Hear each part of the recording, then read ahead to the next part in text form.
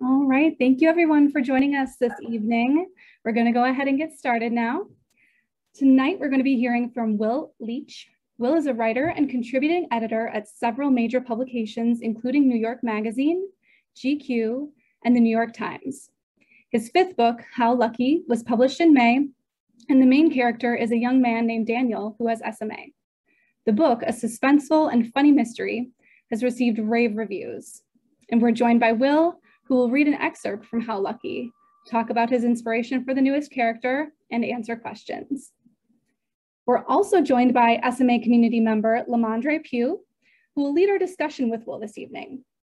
LaMondre is a recognized leader for the community of people with disabilities and is currently the CEO of Billion Strong, where he is empowering audiences to embrace diversity and create environments where people genuinely belong.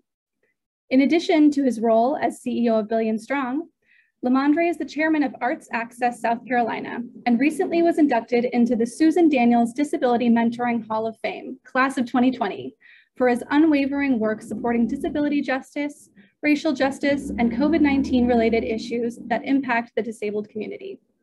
Welcome, Will and LaMondre. Thank you so much for helping to kick us off the SMA Awareness Month with such an interesting and unique event. I'm now going to pass things over to you, LaMondre, to get everything underway. Well, thank you so much. First of all, I want to say thank you all for coming today and then joining us tonight for this special session. I am LaMondre Pough. I'm the CEO of Billion Strong, and I believe that this is going to be an incredible evening. And I want to thank Will for being here on tonight, and also all of the folks from the SMA organization. I certainly do appreciate the hard work that you do to spread awareness about SMA and to really build the community. So we really appreciate that. So what we're going to do tonight is we are going to have a conversation with Will Leitch, the author of How Lucky. And I think you're really going to enjoy this conversation. I want to give you a breakdown or a quick summary of the book in itself. The book, or let me just read this. I'll just read this way. Daniel leads a rich life in the university town of Athens, Georgia. He's got a couple of close friends, a steady paycheck, working for a regional airline, and of course, for a few glorious days each fall, college football tailgates. He considers himself to be a lucky guy. He has lived with SMA since childhood, which makes him unable to speak or to move without a wheelchair, spending much of his time at home. The hours Daniel is not online communicating with irate air travelers. He is observing his neighborhood from his front porch. One young woman passes by so frequently that spotting her out of the window has almost become a part of his daily routine, until the day he's almost sure he sees her being kidnapped. So that's the build-up. That's the start. I really wanted some music behind that. Dun, dun, dun. Will, welcome. Thank you. Thank you for having me. And it will never not be weird to have someone read the description of a book, because I'm always like, yeah, but there's a whole bunch of other stuff. There's like 80,000 more words. I swear, there's all this. So anything that's written by advertising copy always makes any author nervous. So, but it sounds. You made it sound much better than it usually sounds. Well, I tell you what, it really is an amazing read, and I love the buildup of that. And what I'd like to do, man, is I'd like for you to really kind of, read a little bit from the book so that people can kind of hear Daniel's voice. Thank you. I'll be this very quick, because I really kind of want to talk to you and hear some of the questions that people have. But one of the key things with the book is it starts from the beginning. Like when I originally wrote the book, I knew eventually it would be in like the synopsis of the book that Daniel had SMA, but I didn't want it to be. I want people to actually reading the book to know that for a while. So the book starts with just the book. It goes a considerable amount of way before that's actually even mentioned. So here's how the book actually starts. I will be brief, I promise. My life is not a thriller. My life is the opposite of a thriller. And what a relief. Who wants their life to be thrilling? Don't get me wrong. We want our lives to be exciting. We want them to inspire, to be surprising, to provide us a reason to get up and experience something new every day. But thrilling? No way, man. Everything that happens in a thriller would be terrifying in real life. You've seen a million chase scenes in movies, so much that you barely even look up from your laundry when one happens when you're watching on Netflix at that moment. And they're dull and they're rote and they're boring.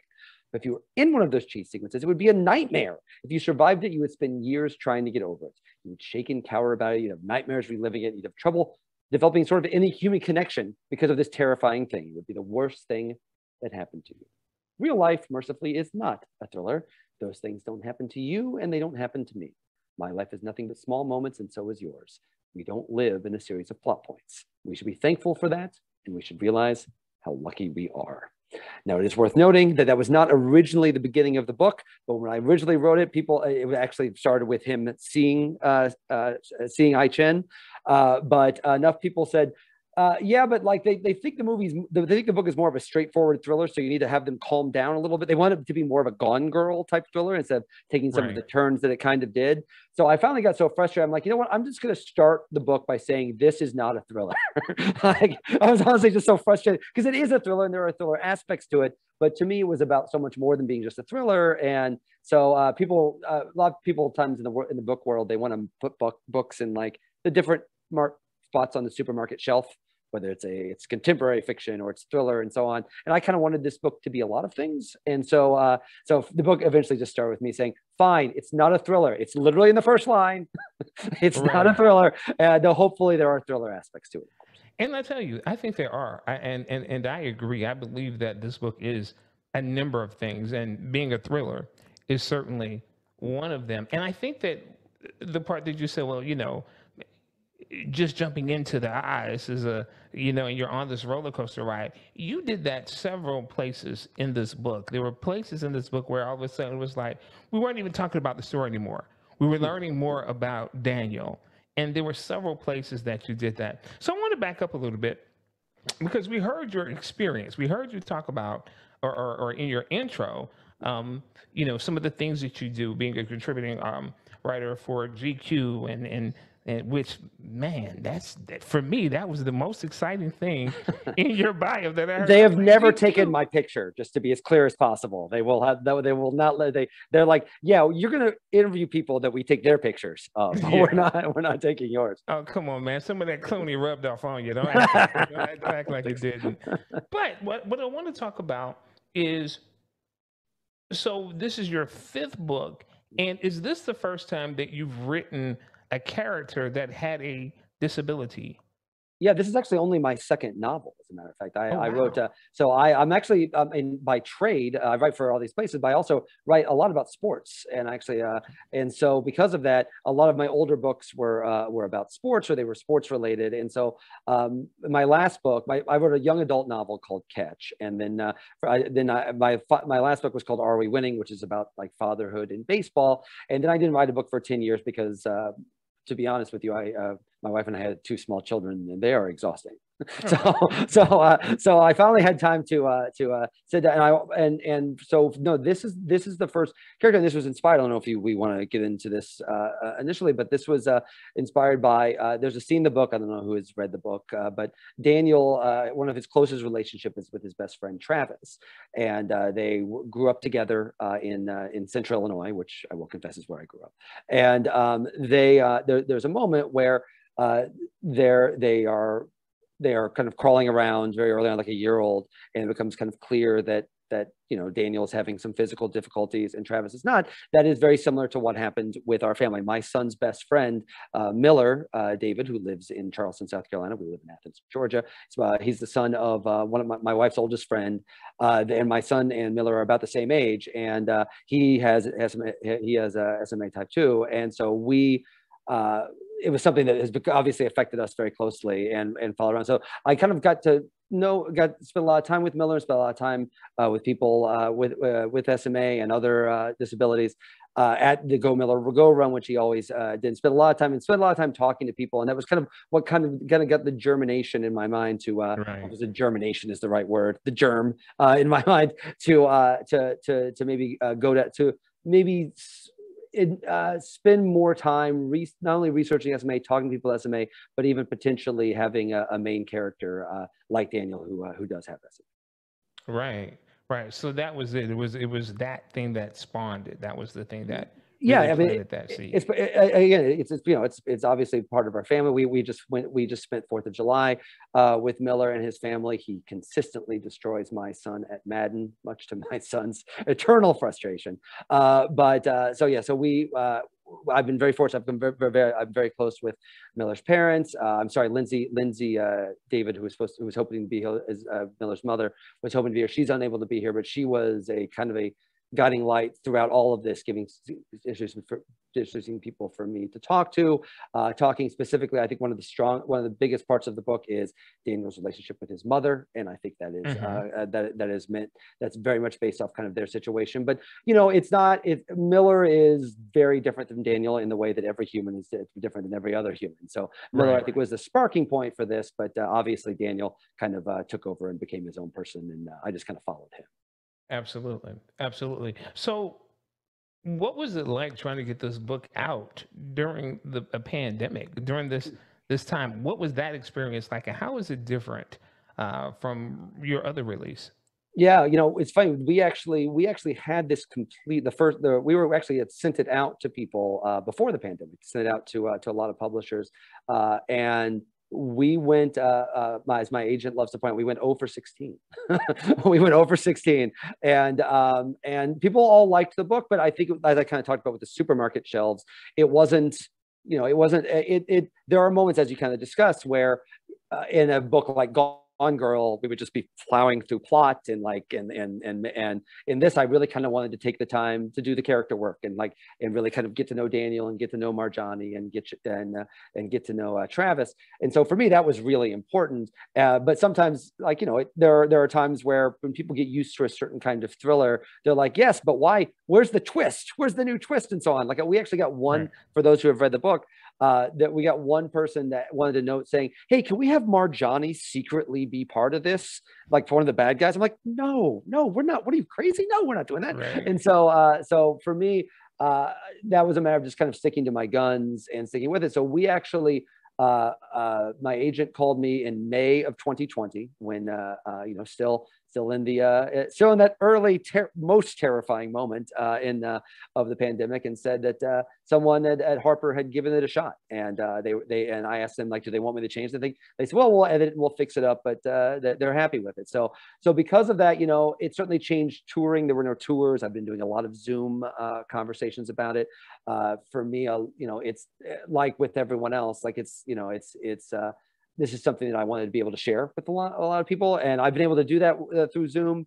But obviously, there is I have not physically walked into a bookstore and seen the book, and I've not seen the book in a physical bookstore. So hopefully, the paperback comes out in March of next year. So hopefully, that will give the opportunity for me to see it in the bookstore. But the way they're selling books now, they've actually gotten quite used to it. By the time that my book came out, the pandemic had been going on for a year, so they were generally more comfortable with how this works and how it goes. And people are buying more books during the pandemic. Right. They're reading more, and so that's obviously helped it as well.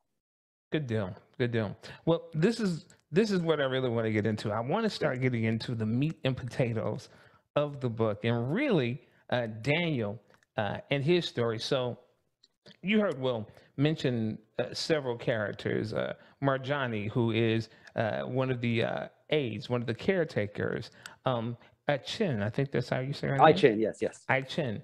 This is the young lady that that Daniel suspected of being kidnapped, that he saw being kidnapped. And there are a host of other characters that kind of surround Daniel. Being one of them, one of the most important ones, being Travis, which is Daniel's best friend. So, as you said earlier, in the beginning of the book, you don't come out right and say that he has SMA, like in the beginning of it. You just kind of give a little bit of hints of sitting there and taking it and those kinds of things. Why did you make that decision to not introduce it right away? One of the key things, and one of the things I really wanted to resist in writing the book, particularly as frankly an able-bodied person writing about a disability that I don't have, is I did not want to turn this into listen, representation is very important. I hope this book's able to do that. But Daniel is not like he has SMA, but this is like he is that is one of the many, many things about Daniel. And I felt it was really, really important to get Daniel's voice in everyone's head and feel like you got to know things about Daniel. One of the key things about Daniel is he's really, really funny. He's really observant and he's very funny. And he has like this very specific kind of view on the world that is optimistic, but also like very grounded in like the real world. And I felt like that was a key voice to establish before, like, and it's hard because again, when they're selling the book, there's been some ad copy with the book that frankly, I did not write. It was not necessarily my favorite, some of the uses of some of the language in that, but like, I would just as soon not have ad copy. One of the nice things about this, about how lucky it was selected by the Book of the Month Club, which I highly encourage everyone to subscribe to. And it's really good. They pick like some great books. Laura Dave's new book, which is a huge bestseller, was a part of it. And the nice thing about Book of the Month is they're all brand new books. And so people really don't know anything about the books when they pick them up. And so people are actually like, I always prefer people to read the book not knowing really anything about Daniel at all. And I feel like that is really key because it's not a reveal. Like, it's not like when you get to that point in the book, it's like, dun, dun, dun. Like, it's just, Daniel is telling your story and telling you who he is and how he sees the world. And SMA is obviously a part of his life, but it is not like in the same way, like it's not the first thing when he wakes up in the morning and like, that's the first thing he thinks about. He's Daniel. Like he is not, he's kind of quite defiantly, not specifically defined. And again, that's Daniel. Not everyone is that way. That's kind of Daniel's thing. And I think that's one of the things that was fun about this for me was once I kind of figured out Daniel's voice and figured out who Daniel was. I've always been very skeptical whenever authors say things like, oh, well, the characters just took me wherever I was going. It always feels very artsy fartsy and kind of fancy to me, but I understand it now. Because that's kind of what happened is that, you know, once I've had Daniel's voice down and the way that he saw the world, whenever he would come across a new situation, I felt like I understood how he's going to handle it because he's Daniel and I kind of understood him. So that to me was key to that is letting people get to know Daniel before that even becomes an aspect of the story. Gotcha. Now you said there was some copy that you certainly would have written. There was sort of some language that was used. What kind of language was used that you would have done differently? Well, I mean, I think there's literally in one of the first things of ad copy. I think the characters there's basic things like Daniel is in a wheelchair rather than using a wheelchair, and just like like really basic things that, like, to be honest, one of the things that's been it's been fun for me about this. And listen, as you know, as I said before, I'm an able-bodied person. I can only there's only so many. I can get the details right the best that I can, and I am a journalist, and that for me was kind of an assignment for myself, was to talk to as many people as possible to get as many details, the details right the best I could. I was never going to get them perfect, but to get them the best I could. And for me, a lot of that was, making sure that a lot of the mistakes that fellow able-bodied people like me make, I tried not to make them, and is probably the best way to put it. And again, I'm not going to be able to get that perfect, but I do. For me, the one thing that I think would lose the story would having it would like in the same way that if I'm writing, for anyone writing about a world that they're not specifically a part of, you have to do your best to try to get the big stuff and the little stuff right. And so you're never going to get it perfect, but that was always kind of the idea. Yeah, and I think you did a good job. I think you did a good job in terms of just allowing his experience to be his experience without a whole lot of stuff around that. Now, I will say there are a lot of things that he experiences as a person with SMA that I don't, and there are some things that I just don't get. I'm thinking, would that happen like that? And we could talk about that a little bit later on. But one of the other things that I think you said was really important as to why you did not put Daniel's the fact that Daniel has SMA out in the forefront initially is because you're right. My SMA is certainly a part of who I am, but it is not the sum total of who I am. And I think that many of us feel that way because I'm so much more than a dude with SMA. I'm a bald black man. All of those things are things that make me me, And so I think that not one of those things is the defining point, but all of those things are a defining point of who I am. And it certainly does inform my perspective of the world. So with Daniel's relationship, so you mentioned that, or we mentioned that Daniel has a very close friend, Travis, who I think is like the absolute best. I think that he is the balance of the book. And for those of you who have not read the book, please get it. I think you're really going to enjoy just the relationships um, in the book. But let's talk a little bit more about Travis and how Travis interacts with Daniel. Daniel actually moved to Athens because Travis was there. So tell me about how that relationship came about, and what was the research, or was there a real life connection to people that you knew or people that you researched about creating those kinds of relationships between Daniel and Travis? Yeah, a large part, like really the overarching theme of the book is friendship and kindness and optimism, to be entirely honest. Or when people have asked me like what do you want to do with the book, like the answer is always like I wanted to put something good in the world, because the world has not always felt great over the last period of time. And so Travis to me is pretty key to that. Travis has known Daniel again since they were like babies, since they were in diapers together. And so one of the things that Daniel gets kind of frustrated by, and he does the best to be as affable as he can, but quite reasonably gets frustrated by, is how differently people treat him when they see him and see that he has this disability. And one of the key things to Travis is Travis has known Daniel every single day of his life. They have grown up together, they have been together, and so there is a matter of factness, no nonsense, no bull stuff about Travis, because Travis is the way that many people are, but with their closest friends, which is there is no you're just my friend, and I'm going to give you crap all the time, and I'm going to get on your case, and all the things that we do. But at the end of the day, I have your back no matter what, 100%. And I think it's funny. One of the things I love Travis. Travis to me is, I think you're right. I think he's the soul of the book. And, Travis himself is, the characters are all 25 and 26 years old, and Travis is still kind of figuring himself out. He's kind of, he's staying in this college town a little later, doesn't really want to have to grow up. But he doesn't, I think a lot of times you'll get caught up in wow, Travis is so great for Daniel, but Daniel is so great for Travis. Travis is his family, and Daniel is Travis's family, and so key to who he is. That because of that, I will confess, part of this is, Travis is kind of what I would love for my son to be with Miller, to be honest. They are very, very close friends, and to be like that, to have that, I want their friendship, and really any friendship, to be like that. I want William to be the friend that Travis is in this book to Miller, or to anyone, to be entirely honest. I think that kind of loyal, key friendship. Hopefully my son will curse a little less than Travis does. He's not.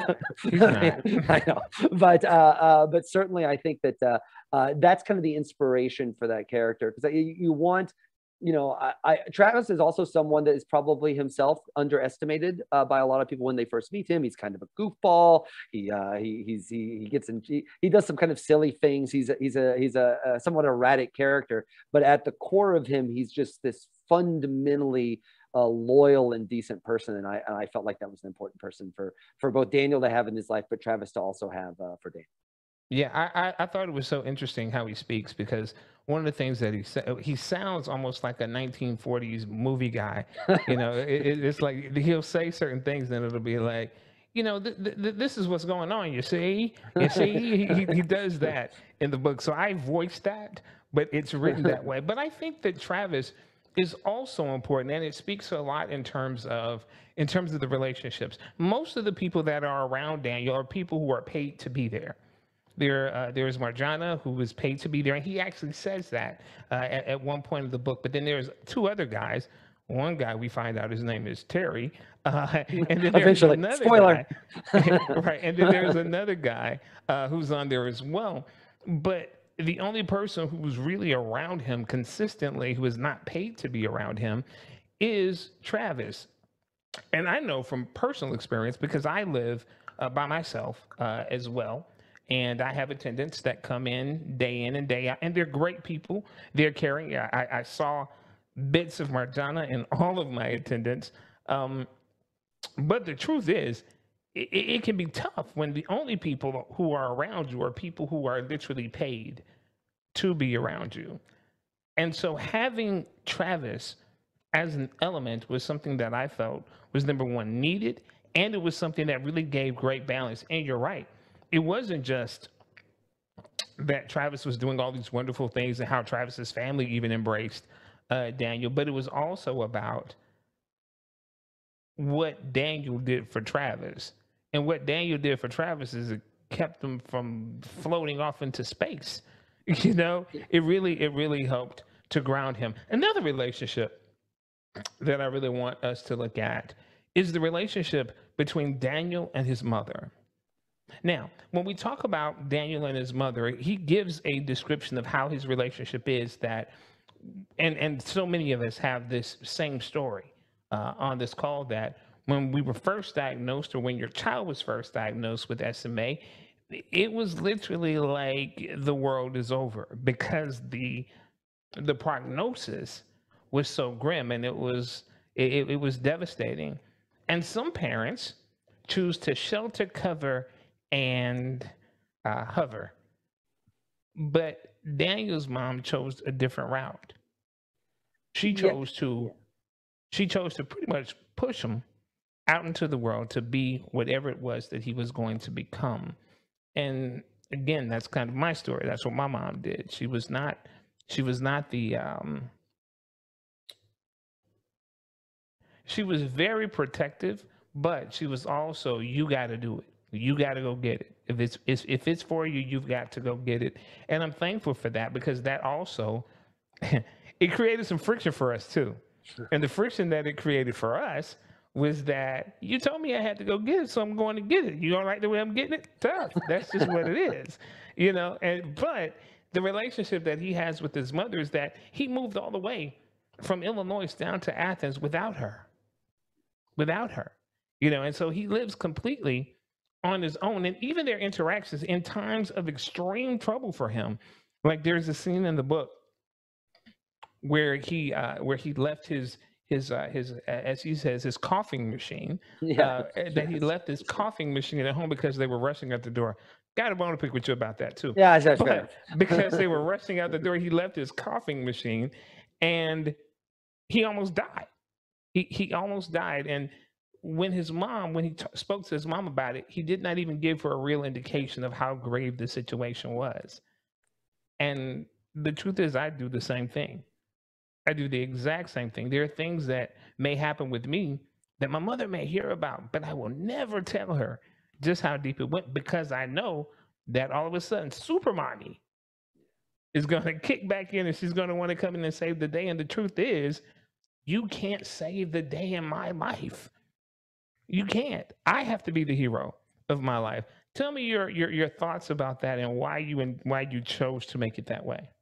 Yeah, and I will confess the initial inspiration. I'm very glad that you got that, because that's very, very key, and I'm very honored that that would relate to you in that way, because that is, you know, a lot of this is, I said, from Miller's mother, Lindsay, who is, you know, she is, listen, every mother, and it is remarkable what high percentage of them are mothers that have to deal with this. I think that there are often, a lot of this does tend to fall on the mom in the early days. And I think that there is, she saw, and everyone has to figure out their own way, but I think that she was kind of emphatic it still is, that Miller's going to figure it out. Like, Miller's got to figure it out on his own.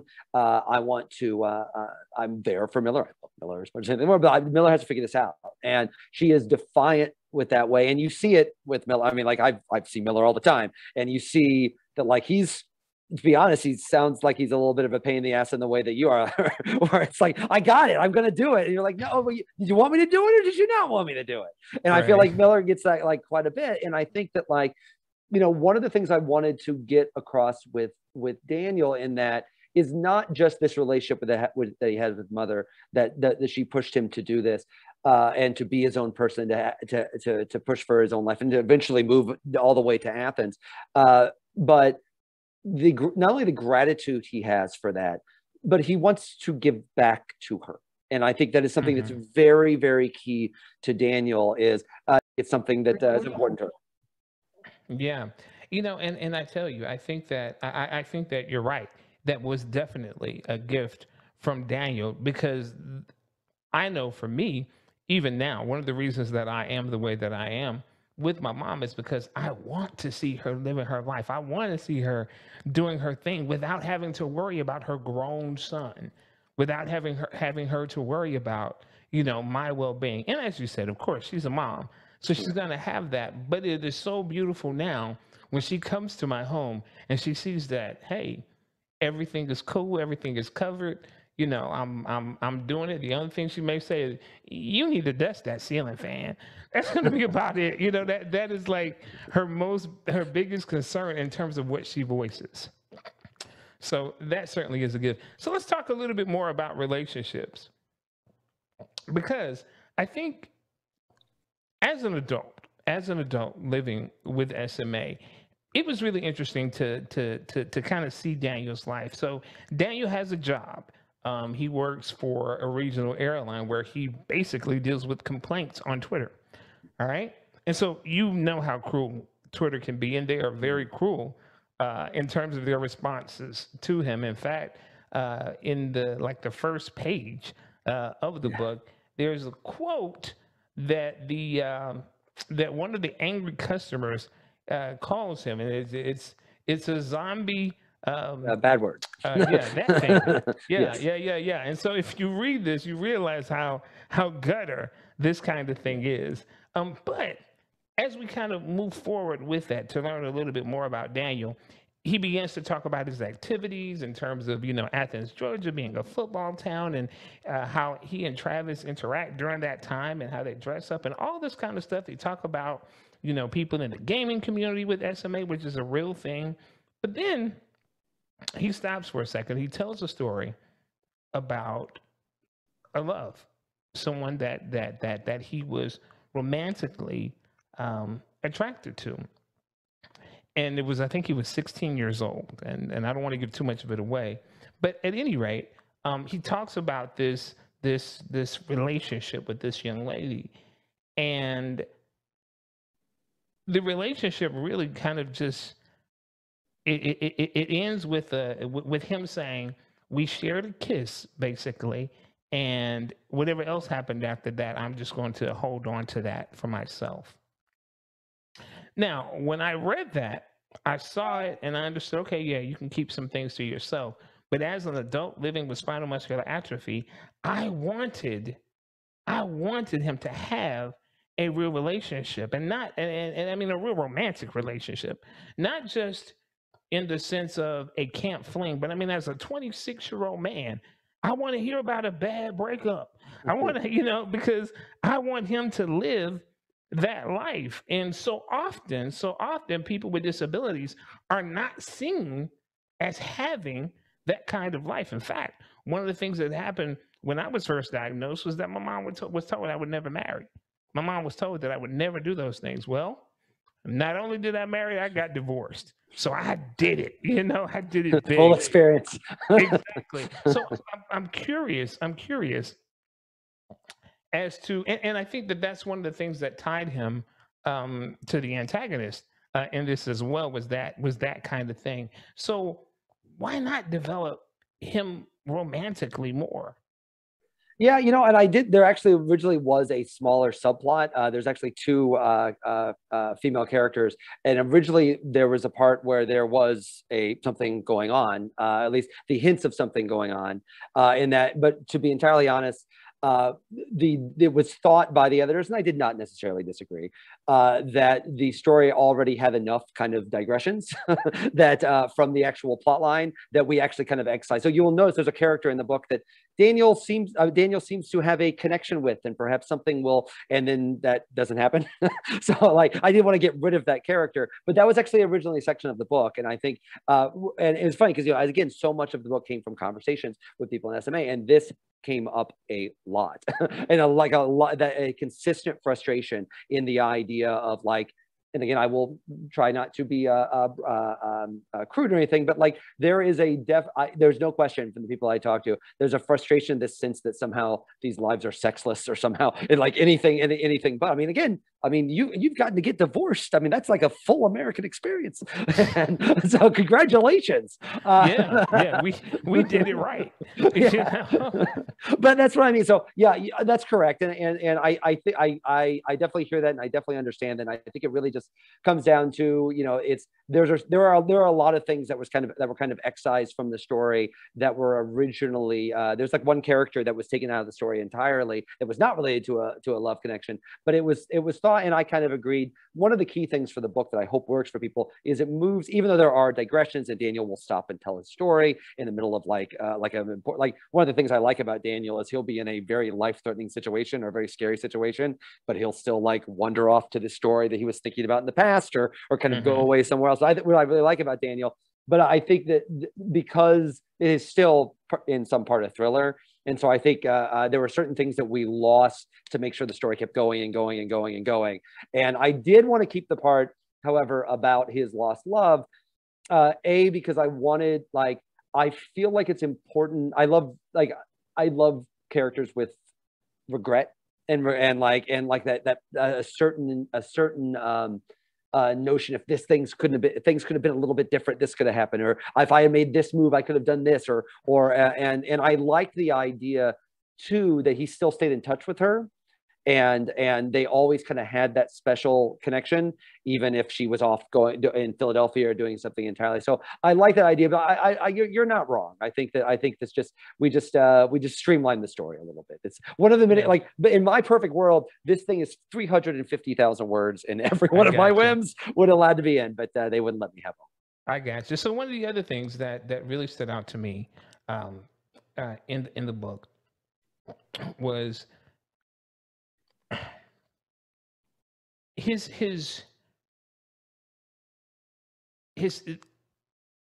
sense of touch. It seemed like touch was important to Daniel, because there were multiple places in the book where you talked about someone touching him, where you talked about Travis's soon-to-be girlfriend, or the woman who became Travis's girlfriend, touching him. Now I'm gonna tell you what freaked me out a little bit. All right, when she kissed him. Because my thinking is, now I have homeboys who have girlfriends, and their girlfriends don't come and kiss me, whether it be on the cheek, the forehead, the hand. They don't do that, and many of them don't touch me, And there was even one point in the book where, if I'm not mistaken, where someone actually pet his head. Yeah, he doesn't like it though. Like he does say that he doesn't like it. Right. And here's the thing, that actually happened to me as a grown man. And my thinking is the other touches were reassuring. They were comforting. They were connecting. But this particular touch was a pat on the head. And the thing that I remember I was working in a big box store, and a young lady who was younger than I am said, "Hey, LaMondre," and she pat me on the top of my head. And here's the thing, I'm super vocal. So what came out of my mouth after that would have probably got me in trouble with HR. I'm sure. I know it would have. So I will spare you all hearing what I actually said. But what it did for me was that established that this person does not see me as an adult. This person does not see me as a man. This person does not see me as an equal. And I know that a part of the theme here, and it's kind of revealed towards the end, is that Daniel was seen, but he wasn't seen. And I think honestly, a major theme of the book, and not just with Daniel's interaction with people, but even with kind of his online interaction, and even with the actual thriller story itself, is frustration with an inability to communicate. And I think that is across the board. That is not something that I think is specific just to him with his SMA. I think that there's a lot. Again, the world books can only take place in the world that they're written, and one of the frustrating things for me kind of in American life over the last 4 years is it feels like everyone is talking past each other all the time. And people, like, it's hard to get nuance. It's hard to be heard. And I felt like Daniel feels that very acutely, not just in his regular life, but I mean, when he tries to get the police to listen to him and he tries to, or he tries to communicate online with Jonathan. And you know, I think that there is a frustration that Daniel has. I think like everyone has with the idea of needing to be heard and needing, and the frustration that with people not listening.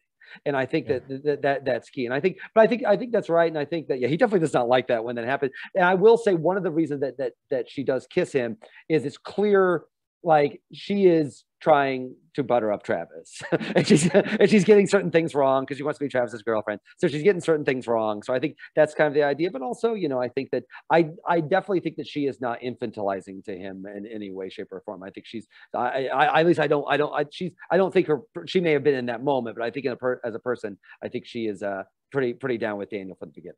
Yeah, no, and I agree with that, but just because of the way she approached him, from the onset. But that in that instance, it's almost like, yo, sister, this would not be happening. First of all, my brother would definitely have a problem with that, you know, because he knows me and he knows me well. So he would definitely have a problem with that. So I have one more burning question for you before we open it up and move over to some of the participant questions. Why is Terry stupid? Terry's not stupid.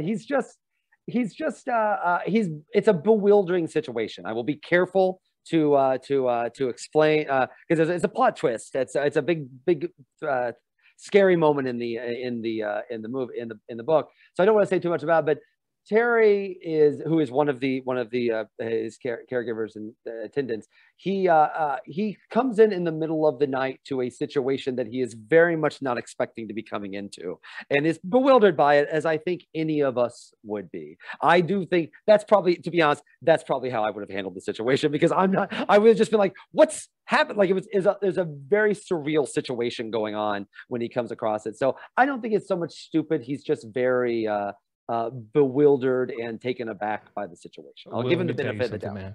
Let me tell you something. If you were one of my people and you came in and you did what he did, we would fight. Yeah, we would fight. Fair enough. Okay. All right. So what I'd like to do now is I'd actually like to open it up for the online participants to ask Will some questions.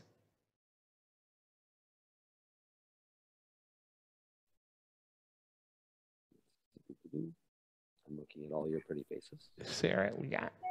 Feel free to write your questions in the chat or use the raise the hand feature when you are ready. And I tell you what, as as people are getting their questions ready, I'll move forward a little bit more with a few more questions about this. What has your response been from? What has your response been from the people within the SMA community that have read the book, that are adults? I would say it's been generally positive. I think that there are little details here or there that I think everyone, if you know, one of the great jokes when I write about sports, there's a great joke about when people that work in sports watch a movie about sports. You can't help but be like, okay, that is not how that would happen. That is not how that would happen at all. And I think that is inevitable for anyone, particularly coming from my perspective outside on this. But I have to say, generally speaking, it's been very positive. And I think, listen, there is a school of thought that me as an able-bodied person writing from the perspective of someone with SMA is inherently there's a part of the literary world that is wary of that, and I feel like that is not my place to be able to decide whether that's the case or not. What I can do, however, is do the best I can to talk to as many people as I can to get the little details right. And I feel like people have generally been appreciative while definitely letting me know the little details that I got wrong, of which frankly I appreciate. Right. So someone asked, is this book in local libraries yet, or is it on audio?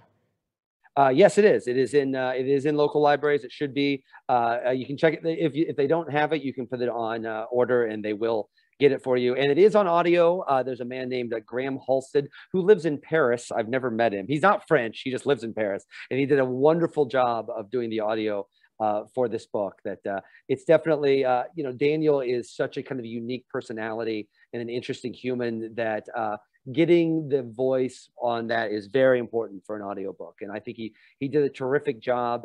And also, like, it's short. The audiobook is actually pretty short because the book itself is not that long, and it is not, it is meant to be consumed quickly. So hopefully, it's actually not that long of an audiobook, but I highly recommend it. I listened to it on Audible. You can get the audio CD, but it is available on Audible. And it is a quick read. It's a very quick read, but it's very entertaining, very good read. All right, and so we have another question from Robin Collins, and Robin says, you said that you had spoken to many people with SMA. Was that several adults as well as parents? I would say there were far more adults than parents. I would say that my initial instinct into this was through Lindsay, but there were definitely a lot. I talked to a lot more adults with SMA than I would say the parents were. I talked to maybe one or two parents. Parents were not the centerpiece of this. The goal was to talk to as many people who, not just SMA, but like, what that recognized the fact that Daniel lives by himself, the fact that Daniel lives by himself, and the challenges that would arise with that. And again, you're never going to get every little detail right. And there's also certain things, again, these are stories. So there's certain things you have to streamline a little bit, but certainly the people I spoke to was much, much more adults than parents. Yeah. I really love the concept that it is a fiction book. So, I mean, you can go places that you typically could not go in some other areas. For example, like a chair that you can drive in your house that goes 20 miles per hour.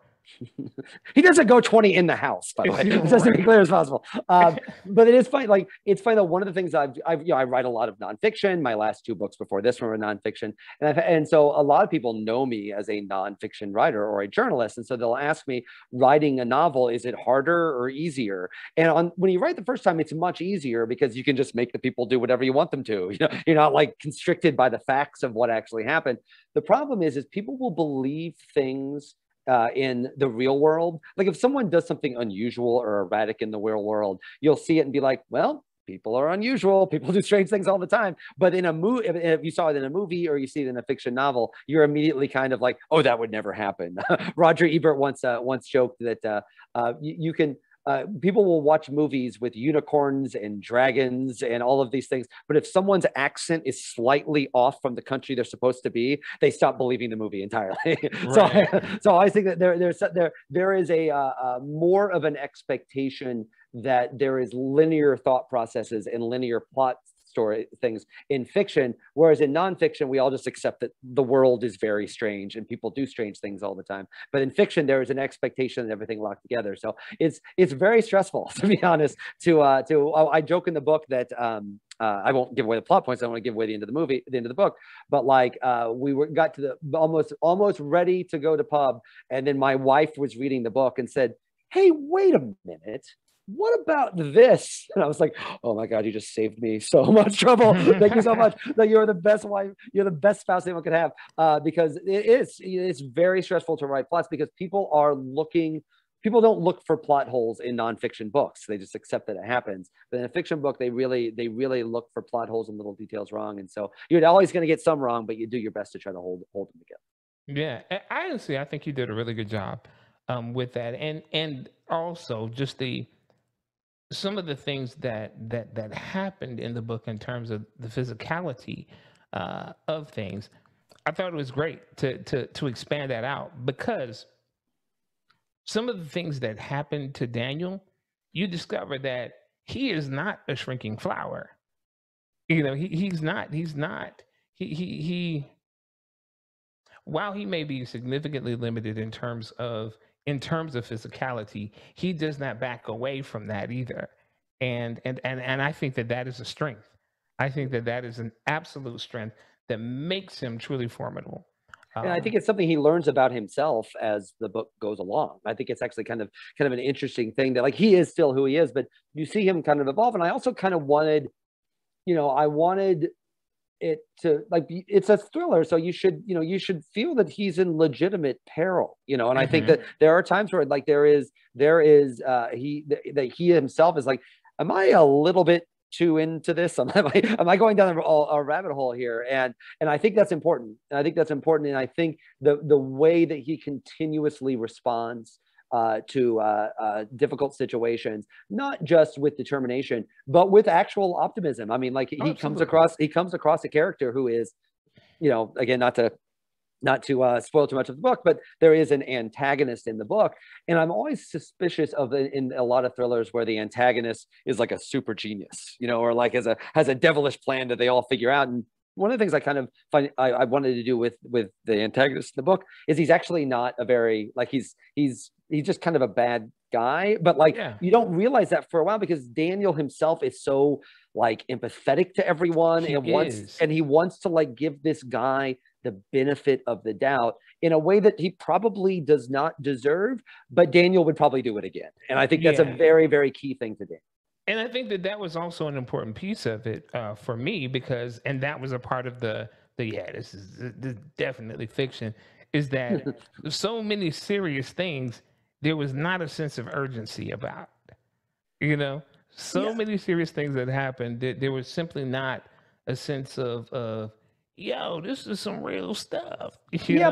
But part of that is like the book is told in the very present form. Like this is not like Daniel sitting back later talking about what happened to him. And so one of the things I kind of like about Daniel is there's some very, very scary moments where he's they're just very, very scary moments.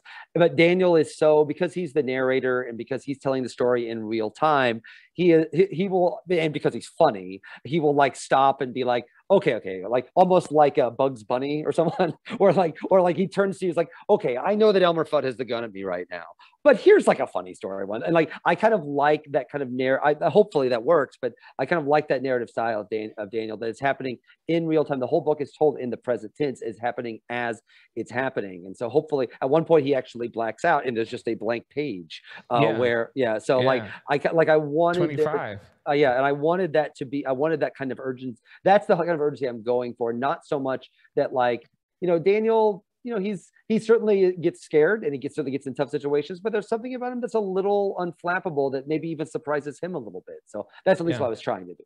Gotcha. So this is what I want to do. So there are two words in this book that I think just resonated with me, and I love the evolution. I love the evolution of Daniel in this, and that was take it. So in the beginning of the book, Daniel is talking about his job and the insults and how the people really didn't want him to resolve anything. They just wanted him to sit there and take it.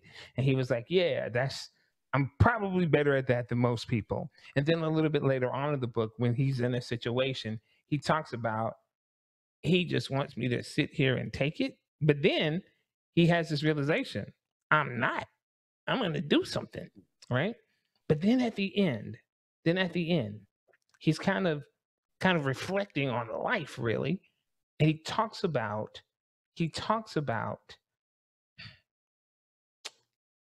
just taking it in terms of the goodness, in terms of what life has to offer. And it really is a beautiful evolution to that. And we have another question, and it's, will there be a second book with these characters? So there are actually, we just announced this last week. We have signed, I have 2 more books I now have to write for Harper. So they like them. Fantastic. Congratulations. Thank you.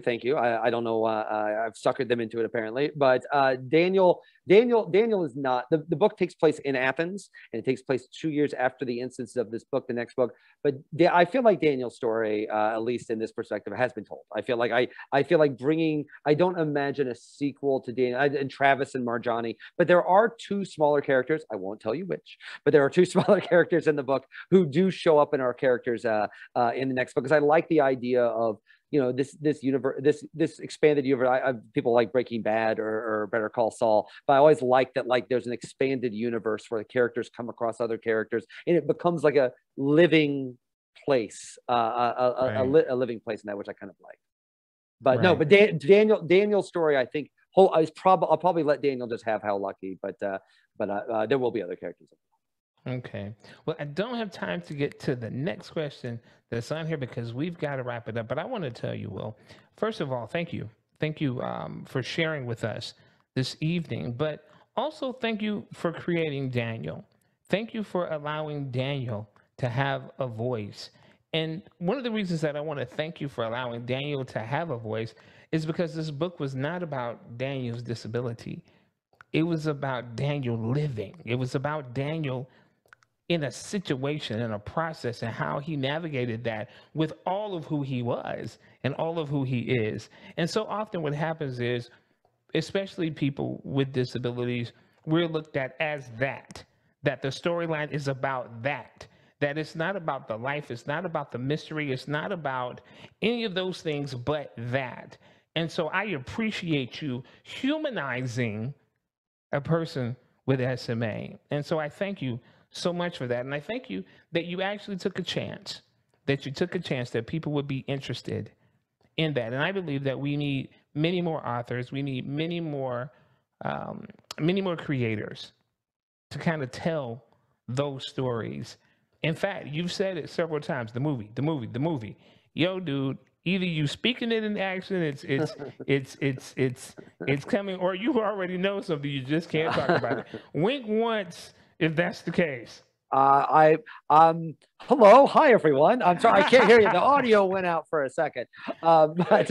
Well, first off, thank you so much for saying that. That's very, very kind. And I know we're running out of time. There actually was a question. I don't want to answer the question, but about the SMA community having a lot of aspiring authors. Listen, I want to invite everyone here. My email address is williamfleach@yahoo.com. You can also search me on Google. My email is at the top of my official page. If anybody has any questions or any thoughts or anything that I can be a part of, or you just want to tell me you hate the book, that's okay too. But like, I very much encourage everyone to please reach out to me, because I was deeply honored, A, that you would do this, LaMondre, and B, that Cure SMA would have me at that sort of event. This is something that I've been involved with Cure SMA for a long time, and so to be able to have them be a part of this was very, very exciting for me. So thank you for letting me come on, and I hope everybody likes the book. And if you don't, that's okay. Email me and tell me you don't like it anyway, because for me, I'm elated that anyone would take the time to look at this at all. And LaMondre, thank you so much. That was very, very kind, and just thank you for doing this.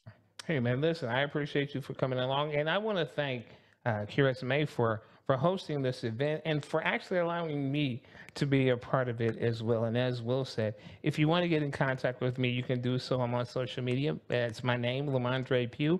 Or you can email me, lamondre@billion-strong.org. So thank you so much. And I'm going to turn it back over into the hands of Sarah. Thank you so much, Will and LaMondre, for your time tonight and a fantastic discussion.